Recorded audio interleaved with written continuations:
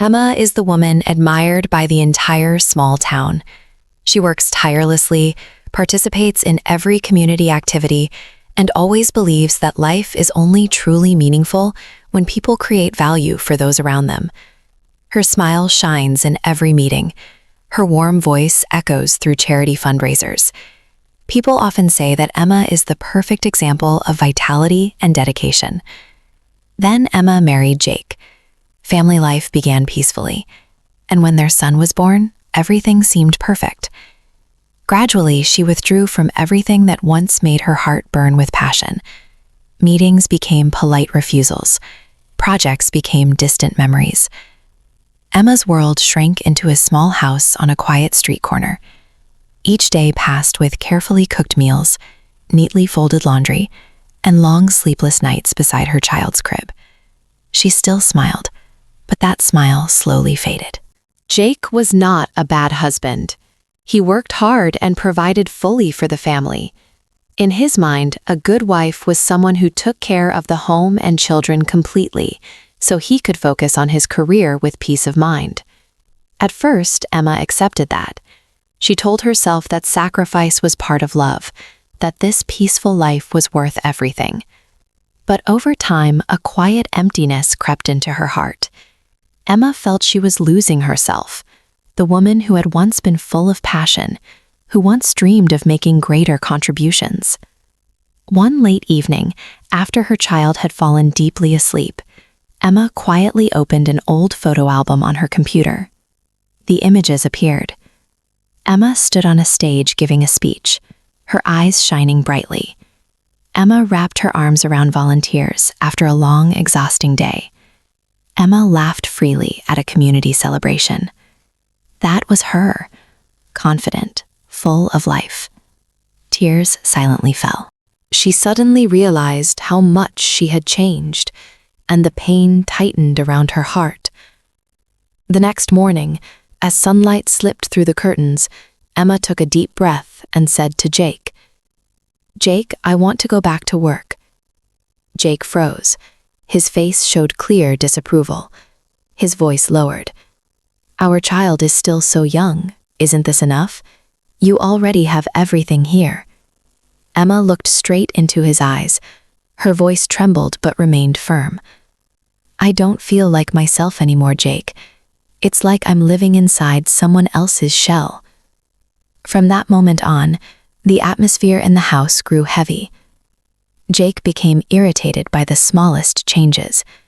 Long work-related phone calls, the time Emma spent reading documents, even the way she dressed more carefully when going out. He didn't say much, but his silence carried frustration. Then a major opportunity came to Emma. She was invited to join an important community project in town, a project she had once dreamed of.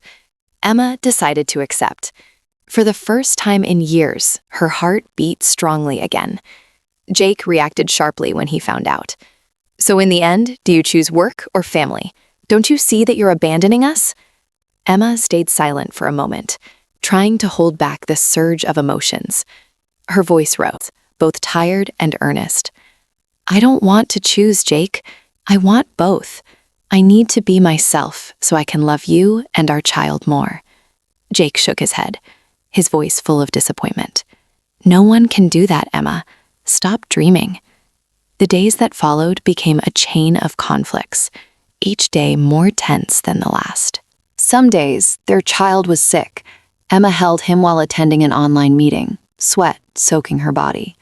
Other days, Jake came home late, saw the house not fully in order, and left in frustration without a word. The tension gathered like dark clouds before a storm. The breaking point came on a night of heavy rain. Jake, in anger, said, "If this continues, our family will fall apart sooner or later." Those words left Emma frozen. She stood there, her hands trembling, as if her entire world had collapsed. That night, Emma could not sleep. Lying beside her husband, her mind was in chaos. But within that pain, she realized something deeply important. The problem was not choosing between work and family, but that they had never truly understood each other, never truly listened to each other's hearts. The next morning, Emma took the initiative to sit down with Jake. Her voice was gentle, but full of emotion. "Jake, I don't want to leave this family, but I also can't give up myself. If I live without being who I am, then I'll have nothing left to give you and our child. I don't need you to carry everything. I just need you to understand and share this burden with me." Jake remained silent for a long time. His eyes slowly softened. For the first time, he did not rush to argue. I never thought about it that way," he whispered. Things did not change immediately, but little by little, Jake began to change. He picked up their child from school, helped with housework on exhausting evenings, and even showed interest in the projects Emma was working on. Emma also learned to find balance. She organized her time more wisely, did not take on too much, and always prioritized family meals. One evening, as the family sat together around the table, warm yellow light shining down, Jake spoke softly, his voice calm. "Maybe you were right from the beginning." Emma smiled. Tears quietly rolled down her cheeks, not because she had won, but because they had begun to understand each other, because their love had found a way to grow stronger through those struggles. From now on, that small house was no longer a place of one-sided sacrifice, but a place where both of them built a meaningful future together. Emma's story does not end with the victory of one side, but with the shared growth of both. Balancing work and family is a continuous journey of understanding, respect, and adjustment, helping each individual not only exist, but truly live fully in both roles. When done right, it not only saves, but also enriches the marital relationship, bringing long-term benefits to the next generation.